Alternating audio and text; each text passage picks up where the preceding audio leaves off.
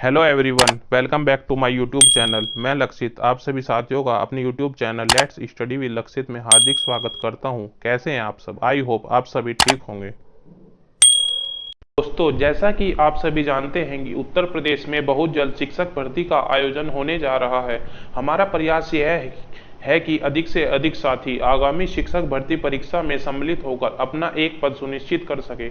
इस उद्देश्य की पूर्ति हेतु हमारे चैनल पर आगामी शिक्षक भर्ती परीक्षा हेतु 10,000 अति संभावित प्रश्नों की महाश्रृंखला की शुरुआत की गई है, जिसके क्रम में इस महाश्रृंखला के 4 भाग पूर्ण हो चुके हैं। आज के सेशन में भाग 5 को डिस्कस कराया जाएगा। यदि आपने हमारे चैनल पर पहली बार विजिट किया है तो आप एक सफल शिक्षक के रूप में अपने आप को देखना चाहते हैं तो हमारे स्टडी चैनल के साथ जुड़कर अपने भविष्य को उज्जवल बना सकते हैं। चलिए दोस्तों, विलंब ना करते हुए आज के सेशन को स्टार्ट करते हैं। देखते हैं आज के सेशन का पहला प्रश्न।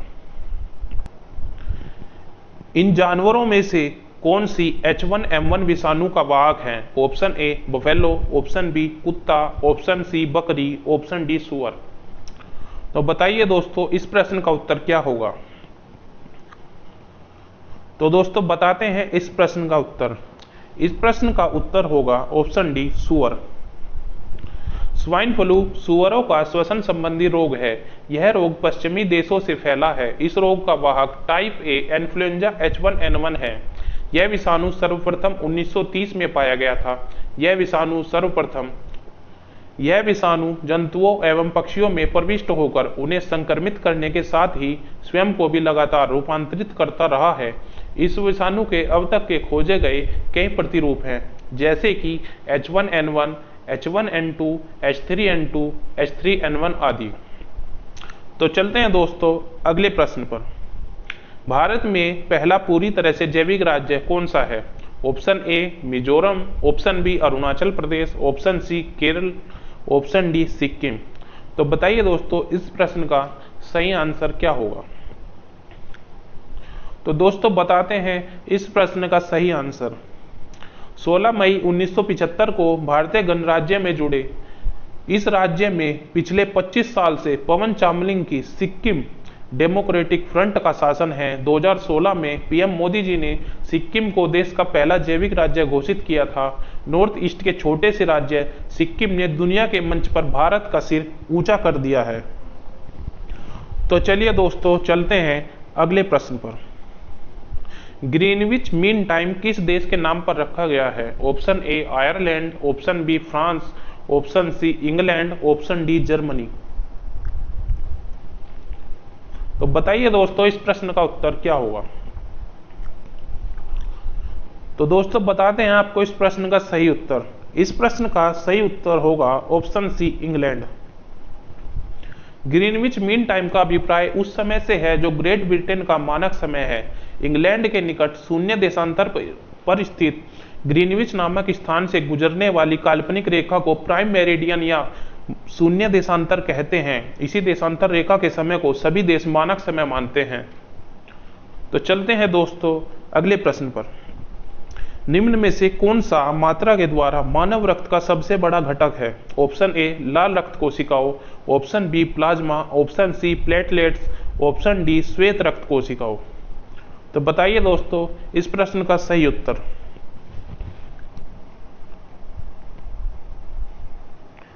तो दोस्तों इस प्रश्न का सही उत्तर हो जाएगा ऑप्शन बी प्लाज्मा। प्लाज्मा रक्त का तरल घटक है जिसमें लाल रक्त कोशिकाओं, सफेद रक्त कोशिकाओं और प्लेटलेट्स निलंबित कर दिए जाते हैं। यह रक्त के आधे से अधिक मात्रा का गठन करता है और इसमें ज्यादातर पानी होते हैं, जिनमें विघटित नमक, इलेक्ट्रोलाइट्स और प्रोटीन होते हैं। यदि दोस्तों आपने हमारे चैनल को अभी तक सब्सक्राइब नहीं किया है तो हमारे चैनल को सब्सक्राइब करें और बेल आइकन पर क्लिक करते हुए ऑल नोटिफिकेशन पर क्लिक कीजिए, जिससे हमारे न्यू वीडियोज का नोटिफिकेशन आप तक सबसे पहले पहुंच सके। और आपको यह वीडियो अच्छी लग रही हो इस वीडियो को लाइक जरूर करें। चलिए दोस्तों चलते हैं इस महाश्रृंखला के अगले प्रश्न पर। कालिदास के रघुवंशम और कुमार संभव किस प्रकार के साहित्य हैं? ऑप्शन ए कविता, ऑप्शन बी उपन्यास, ऑप्शन सी लघु कथा, ऑप्शन डी ड्रामा। तो दोस्तों इस प्रश्न का सही उत्तर होगा हमारा उपन्यास। रघुवंशम तथा कुमार संभव कालिदास के पंच महाकाव्यों में से दो काव्य हैं। रघुवंशम में रघु के वंश के बारे में विस्तार पूर्वक बताया गया है, जबकि कुमार संभव में कुमार कार्तिकेय के जन्म के बारे में बताया गया है।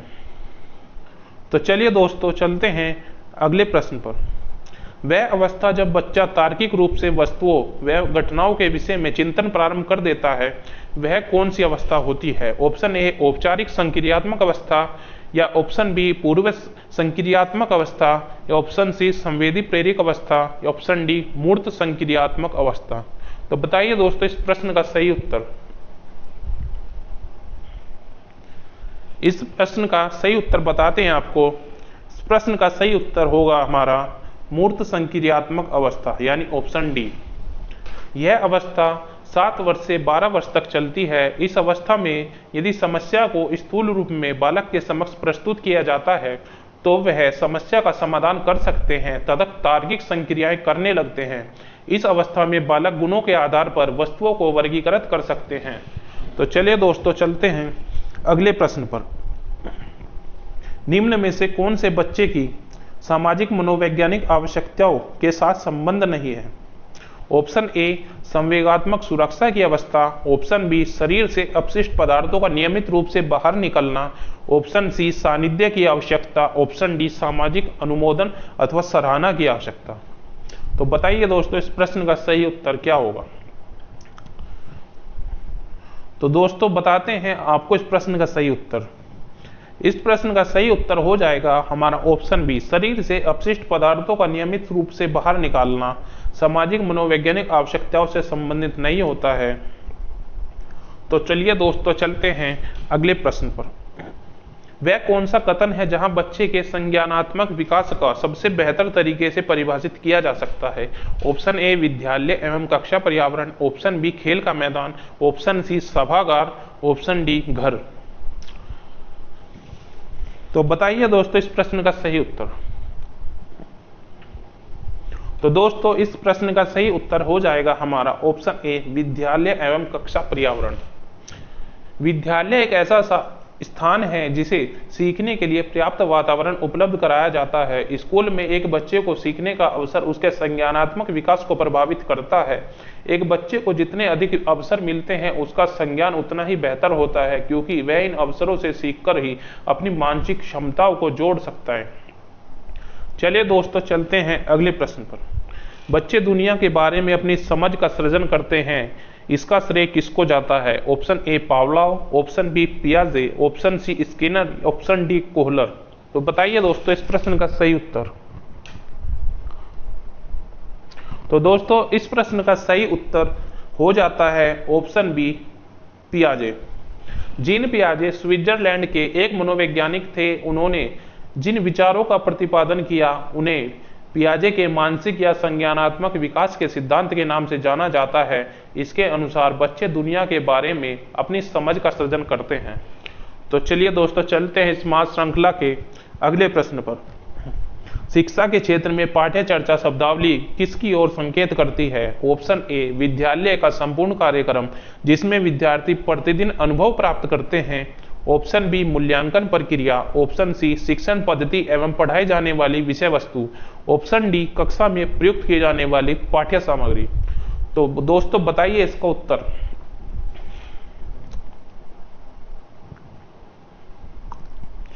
तो दोस्तों आपको बताते हैं इस प्रश्न का सही उत्तर। इस प्रश्न का सही उत्तर हो जाता है ऑप्शन ए विद्यालय का संपूर्ण कार्यक्रम जिसमें विद्यार्थी प्रतिदिन अनुभव प्राप्त करते हैं। यह हमारा पाठ्यचर्चा शब्दावली की ओर संकेत करता है। तो चलिए दोस्तों चलते हैं अगले प्रश्न पर।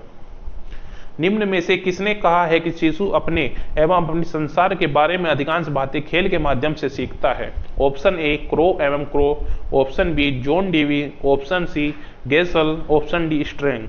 तो बताइए दोस्तों इस प्रश्न का सही उत्तर। तो दोस्तों इस प्रश्न का सही उत्तर हो जाएगा हमारा ऑप्शन डी स्ट्रेंग। स्ट्रेंग महोदय ने शिशुओं के बारे में कहा है शिशु अपने एवं अपने संसार के बारे में अधिकांश बातें खेल के माध्यम से ही सीखता है। तो चलिए दोस्तों चलते हैं अगले प्रश्न पर। राष्ट्रीय पदार्थ से सकल लाभ में कितना प्रतिशत कृषि उद्योग का योगदान है? Option A 17.5%, option B 17.9%, option C 20%, option D अन्य। तो दोस्तों इस प्रश्न का सही उत्तर क्या होगा? तो दोस्तों बताते हैं आपको, इस प्रश्न का सही उत्तर होगा हमारा ऑप्शन ए 17.5%। राष्ट्रीय पदार्थ से सकल लाभ में 17.5% भाग कृषि उद्योग के द्वारा दिया जाता है। तो चलिए दोस्तों चलते हैं अगले प्रश्न पर। निम्न में से कौन से देश में मिश्रित अर्थव्यवस्था है? Option A America, option B Bharat, option C चीन, ऑप्शन डी रूस। तो बताइए दोस्तों इस प्रश्न का सही उत्तर क्या होगा? तो दोस्तों बताते हैं आपको इस प्रश्न का सही उत्तर। इस प्रश्न का सही उत्तर हो जाएगा ऑप्शन बी भारत।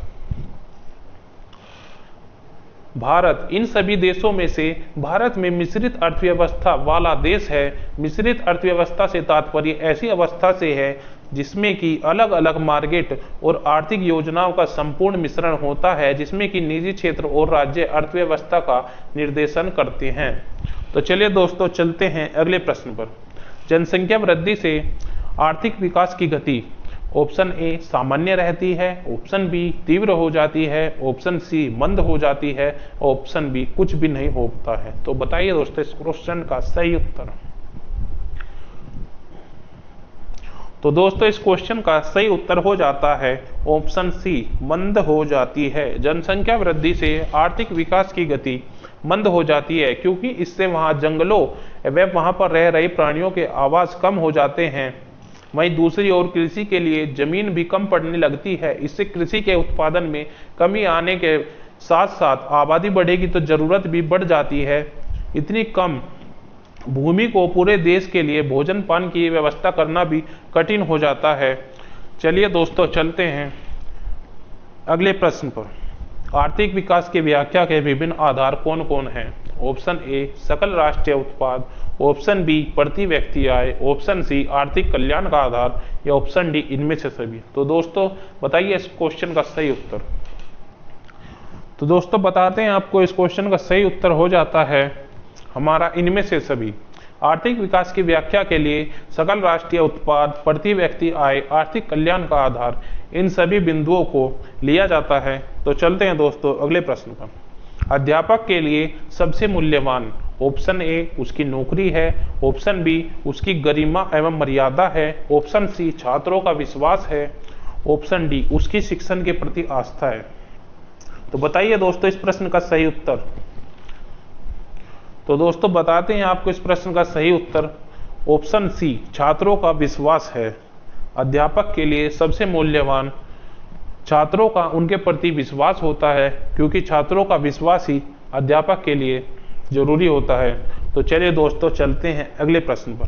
शिक्षा के प्रचार एवं प्रसार से ऑप्शन ए लोकतंत्र मजबूत होता है, ऑप्शन बी अंधविश्वास में कमी आती है, ऑप्शन सी आर्थिक विकास की दर बढ़ती है, ऑप्शन डी ये सभी। तो बताइए दोस्तों इस प्रश्न का सही उत्तर।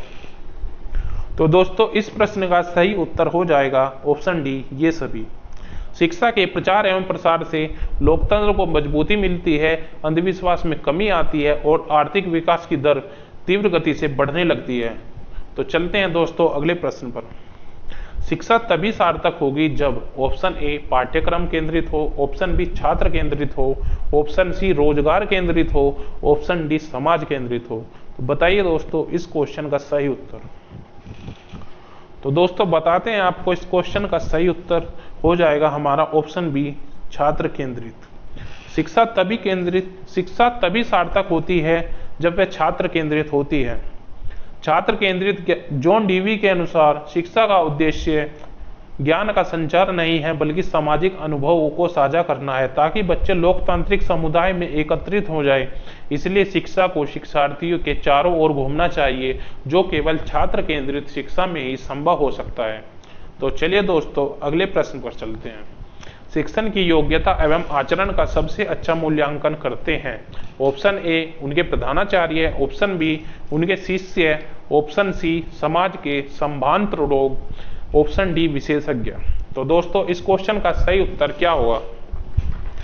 तो दोस्तों बताते हैं आपको, इस क्वेश्चन का सही उत्तर होगा हमारा उनके शिष्य। किसी शिक्षक की योग्यता एवं आचरण का सबसे अच्छा मूल्यांकन उनके शिष्य करते हैं, जो कि ऑप्शन बी इस क्वेश्चन का सही उत्तर हो जाता है।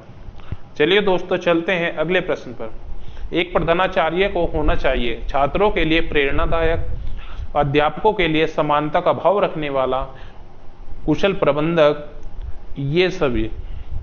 तो दोस्तों इस प्रश्न का सही उत्तर क्या होगा? तो दोस्तों बताते हैं आपको, इस प्रश्न का सही उत्तर हो जाएगा ये सभी। एक प्रधान अध्यापक के अंदर ये सभी गुण होने चाहिए। वे छात्रों के लिए प्रेरणादायक होने चाहिए, अध्यापकों के लिए समानता का भाव रखने वाले होने चाहिए और एक कुशल प्रबंधक भी होने चाहिए। तो चलिए दोस्तों इस महाश्रृंखला के अगले प्रश्न पर चलते हैं। तय वर्ग का उच्चारण स्थान है। ऑप्शन ए मूर्धा, ऑप्शन बी दंत, ऑप्शन सी ओष्ठ, ऑप्शन डी कंठ। तो बताइए दोस्तों इस क्वेश्चन का सही उत्तर। तो दोस्तों इस क्वेश्चन का सही उत्तर हो जाएगा हमारा ऑप्शन बी दंत। तय का उच्चारण करते समय हमारे दोनों दांत एक दूसरे से स्पर्श होते हैं, इस तरह तय का उच्चारण स्थान दंत हो जाता है। तो चलिए दोस्तों चलते हैं अगले प्रश्न पर। क्षय, त्रय और ज्ञ ये तीनों कौन से व्यंजन हैं? ऑप्शन ए संयुक्त व्यंजन, ऑप्शन बी ऊष्म व्यंजन, ऑप्शन सी तय वर्गीय व्यंजन, ऑप्शन डी इनमें से कोई नहीं। तो दोस्तों बताइए इस क्वेश्चन का सही उत्तर। तो दोस्तों बताते हैं आपको इस क्वेश्चन का सही उत्तर। क्षय, त्रय और ज्ञ ये तीनों हमारे संयुक्त व्यंजन के अंतर्गत आते हैं। जो व्यंजन दो या दो से अधिक व्यंजनों के मिलने से बनते हैं उन्हें संयुक्त व्यंजन कहा जाता है। संयुक्त व्यंजन एक तरह से व्यंजन का ही एक प्रकार है। संयुक्त व्यंजन में जो पहला व्यंजन होता है वो हमेशा स्वर रहित होता है और इसके विपरीत दूसरा व्यंजन हमेशा स्वर सहित होता है। संयुक्त व्यंजन की हिंदी वर्णमाला में कुल संख्या 4 है। क्षय, त्रय, ज्ञ और श्रय ये सभी संयुक्त व्यंजन के अंतर्गत आते हैं। चलिए दोस्तों चलते हैं अगले प्रश्न पर। पुस्तक कौन सा शब्द है? ऑप्शन ए तद्भव, ऑप्शन बी तत्सम, ऑप्शन सी देशज, ऑप्शन डी विशेषज। तो बताइए दोस्तों यह प्रश्न का सही उत्तर क्या होगा? तो आइए दोस्तों बताते हैं आपको, इस प्रश्न का सही उत्तर हो जाएगा हमारा ऑप्शन बी तत्सम। पुस्तक एक तत्सम शब्द है। चलिए दोस्तों चलते हैं अगले प्रश्न पर। फूल कौन सी संज्ञा है? ऑप्शन ए समूहवाचक, ऑप्शन बी जातिवाचक, ऑप्शन सी व्यक्तिवाचक, ऑप्शन डी भाववाचक। तो बताइए दोस्तों इस प्रश्न का सही उत्तर। तो दोस्तों आपको बताते हैं इस प्रश्न का सही उत्तर हो जाएगा हमारा ऑप्शन बी जातिवाचक। फूल एक जातिवाचक संज्ञा होती है। तो चलिए दोस्तों चलते हैं अगले प्रश्न पर। लंबोदर कौन सा शब्द है? ऑप्शन ए रूढ़, ऑप्शन बी यौगिक, ऑप्शन सी योग रूढ़, ऑप्शन डी ये सभी। तो बताइए दोस्तों इस प्रश्न का सही उत्तर। तो दोस्तों आपको बताते हैं इस प्रश्न का सही उत्तर हो जाएगा हमारा योग रूढ़। लंबोदर एक योग रूढ़ शब्द है। जो शब्द अन्य शब्दों के योग से बनते हैं परंतु एक विशेष अर्थ के लिए प्रसिद्ध होते हैं उन्हें योग रूढ़ शब्द कहते हैं। जैसे लंबोदर, पंकज, दशानन, जलज आदि ये सभी योग रूढ़ शब्दों के अंतर्गत आते हैं। तो चलिए दोस्तों चलते हैं अगले प्रश्न पर। नमक के घोल में सिल्वर नाइट्रेट का घोल डालने पर दही जैसे पदार्थ का उत्पन्न होना, यह कौन सी अभिक्रिया है? ऑप्शन ए विस्थापन, ऑप्शन बी उदासीनीकरण, ऑप्शन सी संयोजन, ऑप्शन डी अवक्षेपण। तो दोस्तों इस प्रश्न का सही उत्तर क्या होगा? तो दोस्तों इस प्रश्न का सही उत्तर हो जाएगा हमारा ऑप्शन बी उदासीनीकरण। जब अम्ल किसी क्षार के साथ क्रिया करता है तो लवण और जल बन जाते हैं। तो चलिए दोस्तों चलते हैं अगले प्रश्न पर। संक्षारण किस प्रकार की अभिक्रिया है? ऑप्शन ए अपचयन अभिक्रिया, ऑप्शन बी अवक्षेपण अभिक्रिया, ऑप्शन सी उपचयन अभिक्रिया, ऑप्शन डी संयोजन अभिक्रिया। तो दोस्तों बताइए इस क्वेश्चन का सही उत्तर। तो दोस्तों आपको बताते हैं इस क्वेश्चन का सही उत्तर हो जाएगा हमारा ऑप्शन सी उपचयन अभिक्रिया। संक्षारण एक उपचयन अभिक्रिया हो जाती है। तो चलिए दोस्तों चलते हैं अगले प्रश्न पर। श्वसन किस प्रकार की अभिक्रिया है? ऑप्शन ए ऊष्माक्षेपी अभिक्रिया, ऑप्शन बी संयोजन अभिक्रिया, ऑप्शन सी उपचयन अपचयन अभिक्रिया, ऑप्शन डी द्वि अपघटन अभिक्रिया। तो बताइए दोस्तों इस प्रश्न का सही उत्तर क्या होगा। तो दोस्तों इस प्रश्न का सही उत्तर हो जाएगा हमारा ऊष्माक्षेपी अभिक्रिया।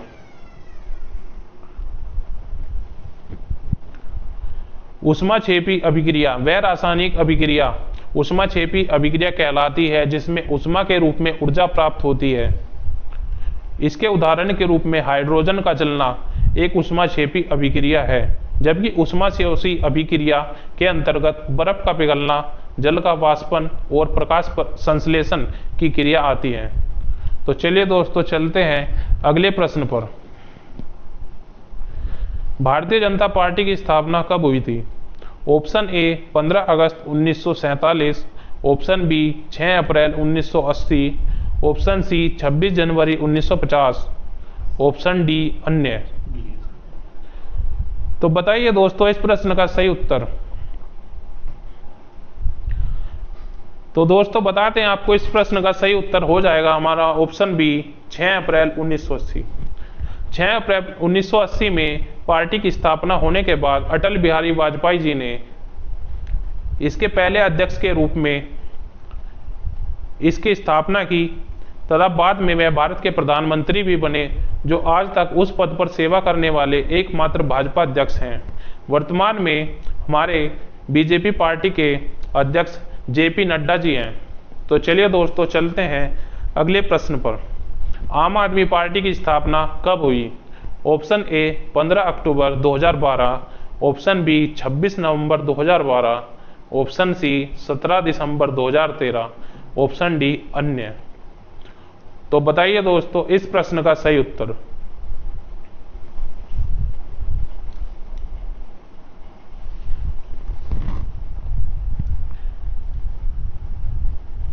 तो दोस्तों बताते हैं इस प्रश्न का सही उत्तर हो जाएगा हमारा ऑप्शन बी 26 नवंबर 2012। आम आदमी पार्टी संक्षेप में आप सामाजिक कार्यकर्ता माननीय अरविंद केजरीवाल जी, जो वर्तमान में दिल्ली के मुख्यमंत्री हैं, और अन्ना हजारी जी के लोकपाल आंदोलन से जुड़े बहुत से सहयोगियों द्वारा गठित एक भारतीय राजनीतिक दल है। इसके गठन की आधिकारिक तौर पर 26 नवंबर 2012 को संविधान अधिनियम की 63वीं वर्षगांठ के अवसर पर जंतर मंतर दिल्ली में की गई थी। तो चलिए दोस्तों चलते हैं अगले प्रश्न पर। नीति आयोग कब बनाई गई थी। ऑप्शन ए 1 जनवरी 2015, ऑप्शन बी 13 अप्रैल 2014, ऑप्शन सी 23 जनवरी 2015 या ऑप्शन डी अन्य। तो बताइए दोस्तों इस प्रश्न का सही उत्तर। तो दोस्तों बताते हैं आपको इस प्रश्न का सही उत्तर हो जाता है हमारा ऑप्शन ए 1 जनवरी 2015। राष्ट्रीय भारत परिवर्तन संस्था, जिसे हम नीति आयोग भी कहते हैं, जिसकी full form national institute for transforming India होती है, इसका गठन 1 जनवरी 2015 को केंद्रीय मंत्रिमंडल के एक संकल्प के माध्यम से किया गया था। नीति आयोग भारत सरकार का प्रमुख नीतिगत थिंक टैंक है, जो दिशात्मक और नीतिगत इनपुट प्रदान करता है। तो चलिए दोस्तों चलते हैं अगले प्रश्न पर। स्वच्छ भारत अभियान कब आरंभ हुआ। ऑप्शन ए 1 अप्रैल 2015, ऑप्शन बी 9 दिसंबर 2014, ऑप्शन सी 2 अक्टूबर 2014, ऑप्शन डी 26 जनवरी 2015। तो बताइए दोस्तों इस प्रश्न का सही उत्तर। तो दोस्तों बताते हैं इस प्रश्न का सही उत्तर हो जाता है हमारा ऑप्शन सी 2 अक्टूबर 2014। स्वच्छ भारत अभियान भारत सरकार द्वारा आरंभ किया गया राष्ट्रीय स्तर का अभियान है, जिसका उद्देश्य गलियों, सड़कों तथा औद्योगिक संस्थान को साफ सुथरा करना और कूड़ा साफ करना है। यह अभियान 2 अक्टूबर 2014 को आरंभ किया गया। राष्ट्रपिता महात्मा गांधी जी ने देश को दासता से तो मुक्त कराया, परंतु स्वच्छ भारत का उनका सपना पूरा नहीं हो पाया। तो चलिए दोस्तों चलते हैं अगले प्रश्न पर। निर्मल भारत अभियान कब बनाई गई थी। Option A 2005, option B 1998, option C 1999, option D 1995। तो बताइए दोस्तों इस प्रश्न का सही उत्तर। तो दोस्तों इस प्रश्न का सही उत्तर हो जाएगा हमारा ऑप्शन सी 1999। निर्मल भारत अभियान भारत सरकार द्वारा शुरू की गई एक कार्यक्रम है। यह 15 इसका उद्देश्य खुले स्थान पर मल त्याग की पारंपरिक प्रथा को पूरी तरह से समाप्त करना है। इसका नाम पहले संपूर्ण स्वच्छता अभियान था। तो चलिए दोस्तों चलते हैं अगले प्रश्न पर। अखिल भारतीय हरिजन संघ की स्थापना निम्नलिखित में से किसके द्वारा की गई? Option A Raja Ram Mohan Roy, option B Subhash Chandra Bose, option C Mahatma Gandhi, option D Jawaharlal Nehru. तो बताइए दोस्तों इस प्रश्न का सही उत्तर। तो दोस्तों बताते हैं इस प्रश्न का सही उत्तर हो जाता है हमारा ऑप्शन सी महात्मा गांधी जी। अखिल भारतीय हरिजन सेवक संघ 26 राज्यों में शाखाओं के साथ एक स्वतंत्र राष्ट्रीय स्तर का गैर लाभकारी स्वैच्छिक संगठन है। इसकी स्थापना सितंबर 1932 में पुणे के यरवदा जेल में गांधी जी की ऐतिहासिक भूख हड़ताल के दौरान की गई, जिसके परिणाम स्वरूप ऐतिहासिक पूना पैक्ट हुआ। तो चलिए दोस्तों चलते हैं अगले प्रश्न पर। अखिल भारतीय ट्रेड यूनियन कांग्रेस के प्रथम अध्यक्ष कौन थे? Option A Diwan Chamanlal, option B Lala Lajpat Rai, option C Swami Sahajanand, option D Jawaharlal Nehru. तो दोस्तों इस प्रश्न का सही उत्तर क्या होगा? तो दोस्तों इस प्रश्न का सही उत्तर हो जाएगा हमारा ऑप्शन बी लाला लाजपत राय।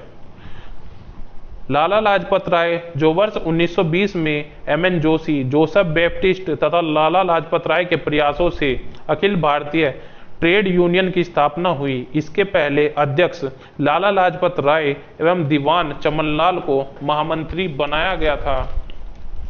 तो चलिए दोस्तों चलते हैं अगले प्रश्न पर। महात्मा गांधी ने हरिजन पत्रिका का प्रकाशन कब प्रारंभ किया था? Option A 1920, option B 1965, option C 1986, option D 1933। तो बताइए दोस्तों इस प्रश्न का सही उत्तर।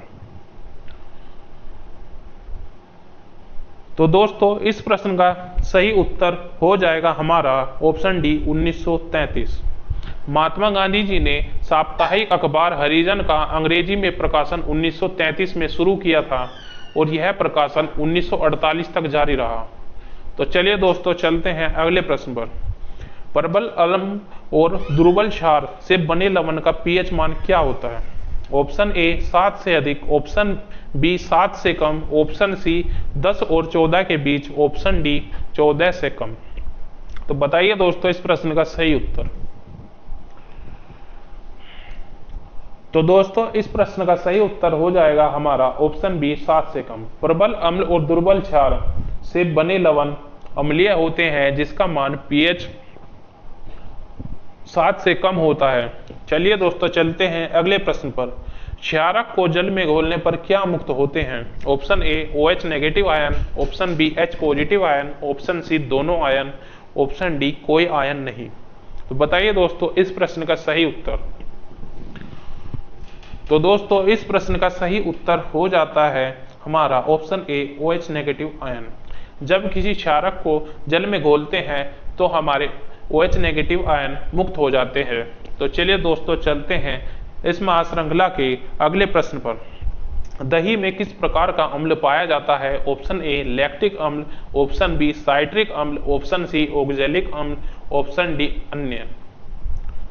तो बताइए दोस्तों इस प्रश्न का सही उत्तर। तो दोस्तों इस प्रश्न का सही उत्तर हो जाता है हमारा लैक्टिक अम्ल।